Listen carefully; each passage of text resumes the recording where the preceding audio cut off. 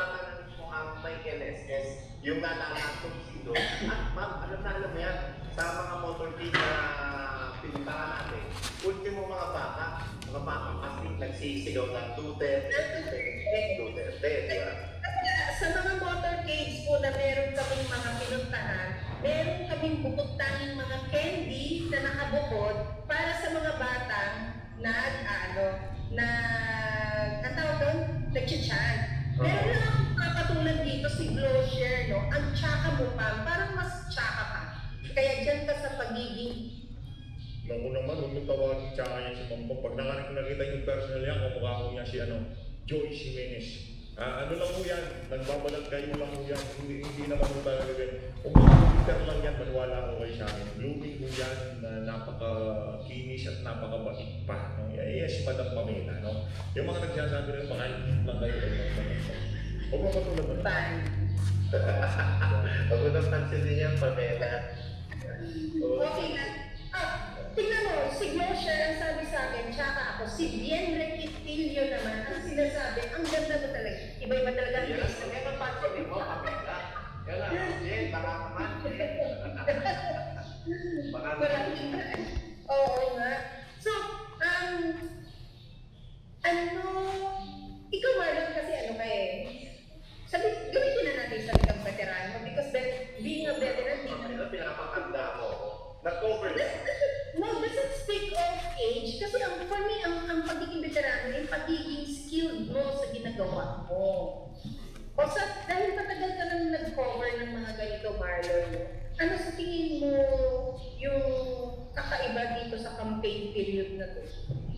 Kumpara sa mga maraming campaign Ang dami pieces para naman sa mga nag-cover na media. Dito man wala. sa traditional At ito yung landscape, ito yung kakaibang landscape pa na halos hindi ang kandidato na katulad ni Atty. Vic Rodriguez ang umahabol sa mainstream media para lamang interviewin siya. Hindi, pag hindi ka bet ng isang Atty. Vic Rodriguez, hindi ka papansin. Kasi kalimitan pa, traditionally, pagka ganitong eleksyon, ganitong halala, nagpupukahog ang bawat kandidato, ma-interview lang sila ng media. Hoy, ayusin ko na. Ayan pa. Sinasagot nila yung ereplano, bakanan nila yung isang kandidato at mapapako sa narasibong gugustuhin ng mga amo nila at mga boss nila. Pero ang take ko kasi dyan is, wala kasing tanong, kahit yung tanong mo kahit gaano kapasabog yan, kahit gaano sa tingin nila makakanalagsa, I believe that Atty. Vic Rodriguez can answer any question that the league will go. But the intent... Nakita ko natin yan sa paulit-ulit na interview dito kay Atty. Vic. Talagang kahit nakargaan, kaya mo ng tayuan. Intention of yung mas binuboost natin ang ating effort at energy sa mas makabuluhang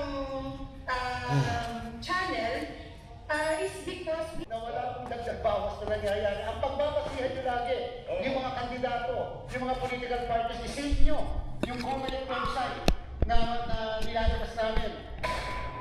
Una sa lahat, gusto ko munang pasalamatan yung mga kasama natin OFW dito sa PH Update. Na kung saan sinunod mo ang bilid nitong si dating Pangulong Rodrigo Duterte na iboto ang kanyang mga kandidato. Isama itong si Atty. Vic Rodriguez, itong si Pastor Apollo Sigibuloy sa kanilang mga barona. Palakpakan mo natin ang mga OFW sa Japan, sa Hong Kong, sa Qatar. Talagang nakita mo natin na mayagpag ang mga kandidato nitong si dating Pangulong Rodrigo Duterte sa mga kababayan natin sa iba't ibang dako ng daigdig.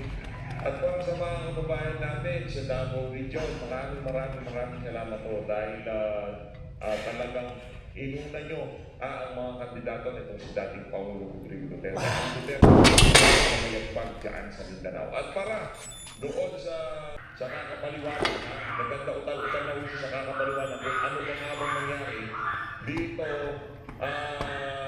sa nangyaring bilangan na kung saan from 26 million naging 21 million na lang po itong si Senator Bongo. Pero bago yan mga kababayan, isang like at subscribe, masaya na tayo dyan sa mga gusto sumali sa ating Green Team. Join po ba? Nandiyan lang po sa baba. Ayun na nga, gusto ko natin pasalamatan yung ating mga kababayan na namulat na sa mga kabalbalan nitong mga congressman na kagaya nitong si Pami Zamora. Ano, tanggal ang angas mo, madam, no? Mag-dieta ka na yan. Para dito kay Pami Zamora, para sa mga kababayan nitong si Pami Zamora, sanang dugo ako sa inyo. Maraming salamat at natalo yung baboy na pagdayat ka na, madam. Wala na, tapos ka na. Di ka man yung balita ko yung kuya nito nanalo pagka-mayor. Pero ito, congressman, nako, nakita nyo na kung gaano kakakoops diyan sa Tondo. Tingnan nyo mga kababayan. Sa tingin nun natin, sana magsilbing leksyon yan, yung pagkatalo ng mga aso nitong si Tambalustos, yung mga young goods na yan. Marami siya mga young goods at doon yung mga nagbibida-bida dyan sa Tondo, kagaya ni Dan Fernandez, kagaya nitong si Benny Abante, mga talunan mo sila. This is beautiful, young gun. Did not... Ito, yan ang pinaka-latest na kaganapan. Pero sa tingin nun natin, ano ho ito? Talagang itong si Amy Marcos gustong dispatchahin. Gusto ho siyang dispatchahin at ipapalit itong si Bong Revilla. Posible, di ba? Posible kasi itong si Peter Bentulfo hindi mo talaga papapasukin sa tingin natin. Pero itong si Bong Revilla, nasa ilalim mo ito kagabi. Nasa ilalim mo yung mama na yan. Nauuna mo itong si Tulfo, itong si Bentulfo. Nasa bandang number 15 kagabi itong si Bong Revilla. Tapos bigla-bigla, nasa number 13 na ho siya ngayon. Sa tingin natin mga kababayan, hindi pa dapat magpakakampante itong si Senator Amy Marcos. Dahil gusto ko dito sa